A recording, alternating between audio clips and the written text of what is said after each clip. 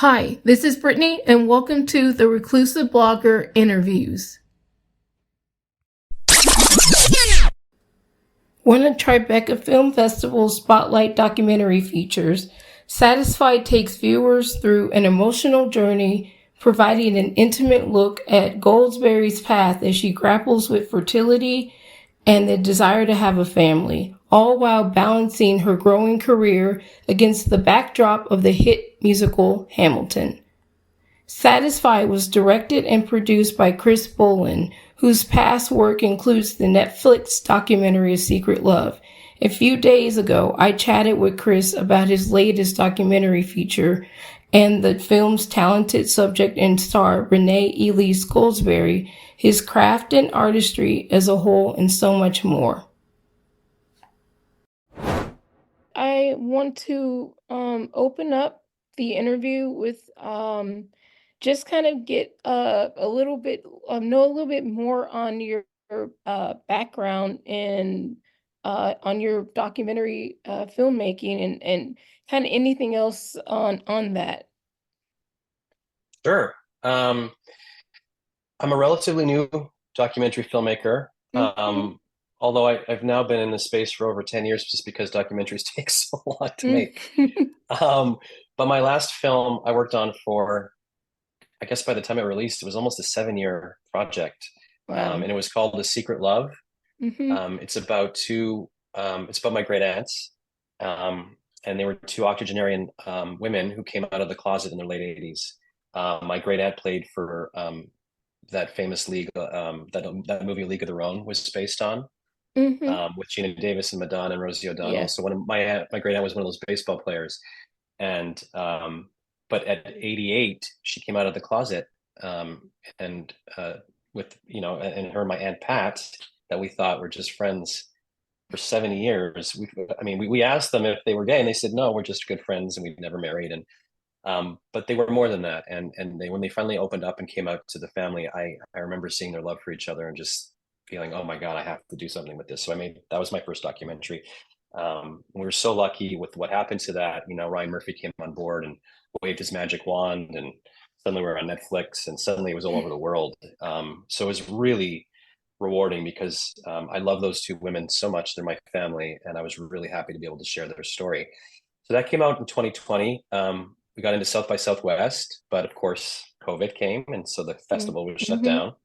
And I was like, oh my God, all that work for nothing. No one's going to see this film, but everyone did see it on Netflix, thank God. And then I was looking for my next project, and my good friend Kelly O'Hara, who's a Broadway actress herself, of a Hmm. Tony Award-winning actress, introduced me to Renee. And Kelly and I had been talking about wanting to do something, and then suddenly Renee was on my front yard during COVID.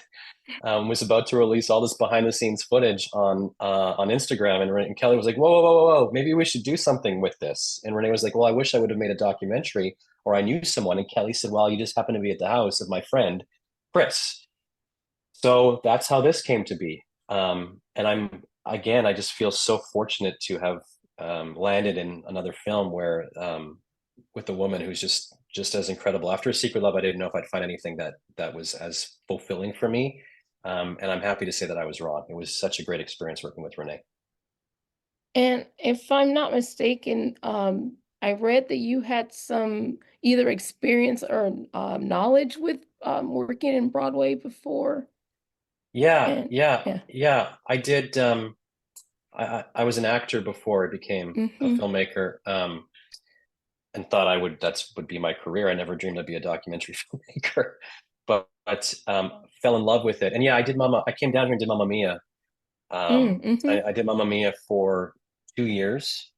And then my son's mother was a Broadway performer in her own right, on Broadway for a decade. Mamma Mia, she did Les Mis, she did Mary Poppins, and during Mm. that time we had a child, and so I was at home changing poopy diapers and putting the kids to bed, my son to bed, while she was off doing Mary Poppins and being a lead on Broadway. So I had that parental experience myself, as a father, and then of course Kelly O'Hara juggling her career, her Tony Award career as a mother. And so Mm-hmm. we came together and found Renee, who was also a parent, and we had that synergy um, and different perspectives of it, which was really Mm-hmm. nice, and so it was very important for me to have all those different voices and representation on the film.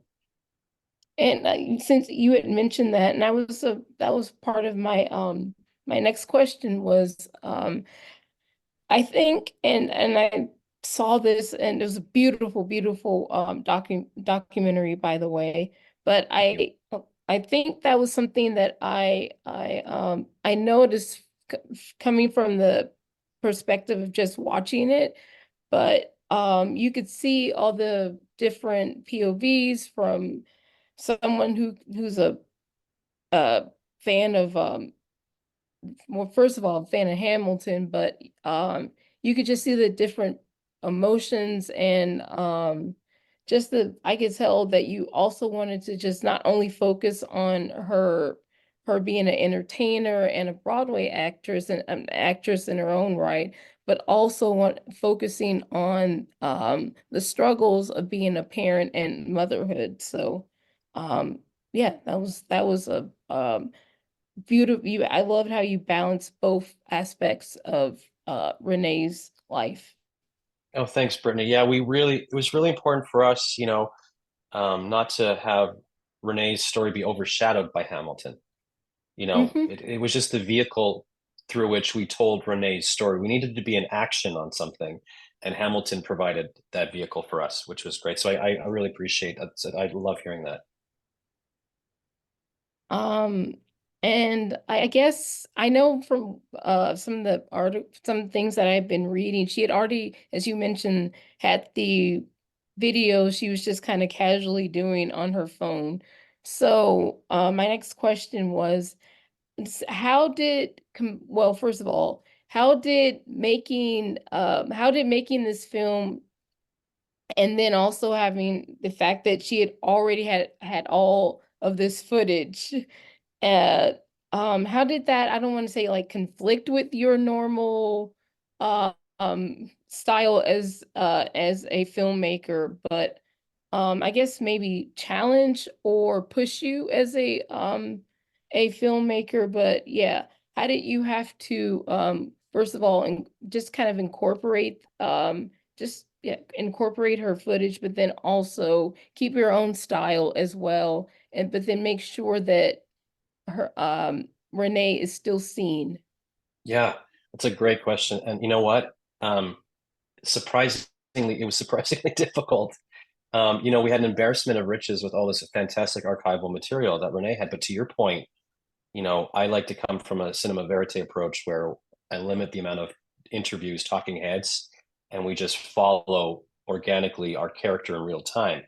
And obviously, a lot of this we weren't in real time, right? So it was like, how do I work, how do I make scenes and combine it with that archival? And it was a tricky process. We had so many different types of media, Mm-hmm. Brittany. We had iPhones and we had mini DVs and we had HD camcorders and then we had the nice big movie cameras. And so, we spoke about it a lot with my DP, Vasilios. I won't say his last name because I'll make a mistake. He's Greek and it's too complicated for me. But Voss and Melissa, my co-director, and Kelly and Renee, we talked about how to kind of weave these different types of media in there so that it felt cohesive.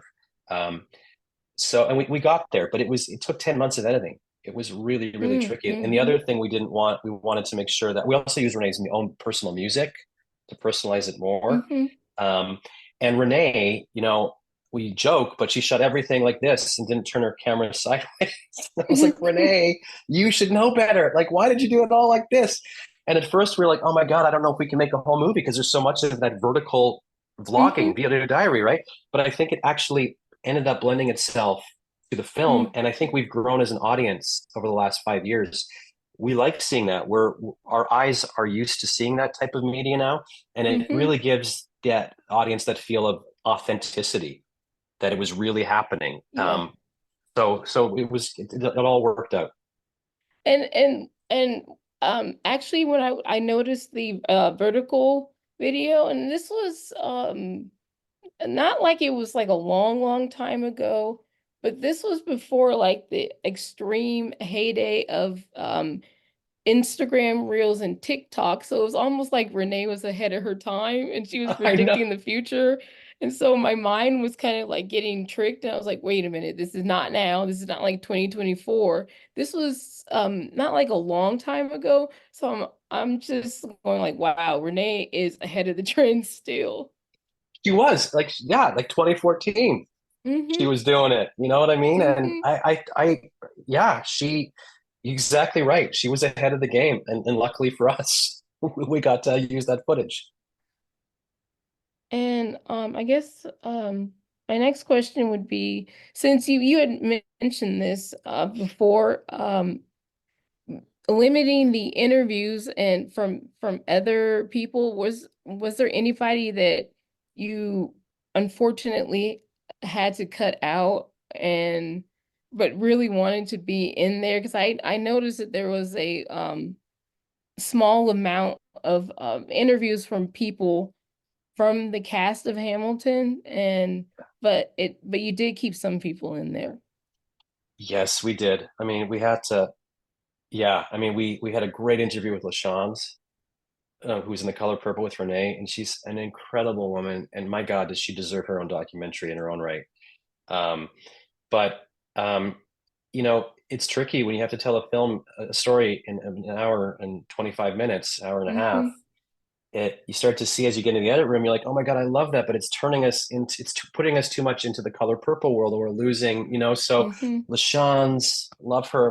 That was heartbreaking. Chris Jackson, Leslie Odom Jr., heartbreaking. Audra McDonald. We had a Oh, scene with Audra McDonald too. Audra Kelly and Wow. Renee, and it just we had to get, you know, that wasn't working. Uh, you know, Betty, her mom, my God, I love that woman. And, you Mm-hmm. know, her part was really cut down. I have such amazing footage with her. But again, she's so compelling as a character that you start to go, you know, want to see a documentary about Renee's mom, her dad. Her dad, we Yeah. kept it, you Uh-huh. know, her brother Ryan. I mean, Ryan was great. I mean, there's so many people. Her teachers. I mean, there was a lot, and they were all incredible. I mean, we'll have to do another um, you know, extended version or something, director's cut with all this missing footage because it was astounding people. But again, we just needed to be focused on Renee and her story. And since you had mentioned her teachers, the part of the film where she goes home to just recuperate and rest, the moment where she's sitting at the table with one of her past mentors, that was a I love that moment right there was just uh it really did. It touched me because not only for the fact that he was had passed and it was just really sad, but you could really see that she needed those moments to just can kind of continue on. But yeah, I know I'm running out of time, but I just wanted to kind of get in a couple more questions. Um, what three words would you use to describe this film for anyone that may not know about Renee or Hamilton, although I know that's probably very few people, but 3 words. Well, definitely one would be inspirational. Um, you know, inspirational. I think she's an inspiring woman, and her story is very inspiring to other women, parents, uh, you know, across the board. Um, she is she's a fighter and hmm determined. She fights for what she wants, and she fights for those people that she loves, and she does not back down. And um, you know, she's fearless. I mean, it's not to say she doesn't experience fear. We see it in the film. She does hmm self-doubt, insecurity, all of that. But she keeps diving off that cliff over and over and over again, and it doesn't deter her. Even when she messed up her rap and Satisfied, you know, even when she had those miscarriages, even when she lost out in parts, she just kept moving forward, and she always knew what was important to her and where she wanted to be, both as a mother and as an artist. So I've given you way more words than 3, but if I was to give you just really one, she inspirational. Mm-hmm. Yeah, her opening up about having the struggles with her fertility and the miscarriages. I was in tears because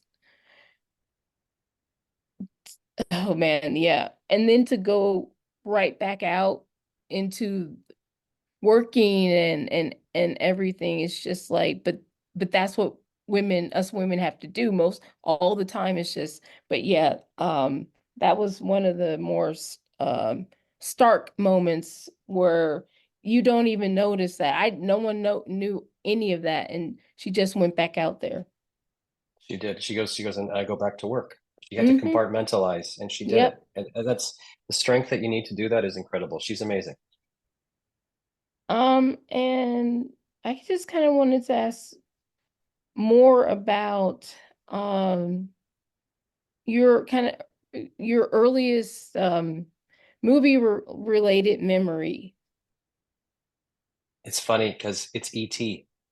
And so when Mm, Amblin came on board this, I was like, I mm, felt like I was mm-hmm, my 6-year-old self. That was the first movie I ever went to see in the theaters, and I was crying like a little baby. I was just crying with ET when he was getting sick and dying, and I that was my first movie theater experience. And so when I met Amblin and I saw their logo on the Zoom screen when I was meeting them, and they had ET going over the moon, I was like, mm-hmm, "Are you kidding me? This is surreal! I can't believe Steven Spielberg is on board. His company is on board this documentary." It was a full circle moment for me. mm-hmm, So like I tried to be cool in front of Amblin, but underneath I was that 6-year-old boy going, "Oh my mm-hmm. God, this is nuts." It's always great when you can get those full circle moments and but yeah, yeah. I have probably like less than 2 minutes left, and so I guess my last question is going to be, if you can share anything, what's next on the horizon for you? And yeah.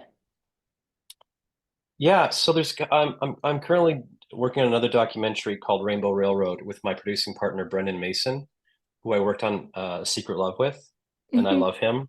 And Alex Gibney is an executive producer on that. And so it's something totally different, Brittany. It's about LGBTQ Afghans um, escaping Mm-hmm. the persecution by the Taliban.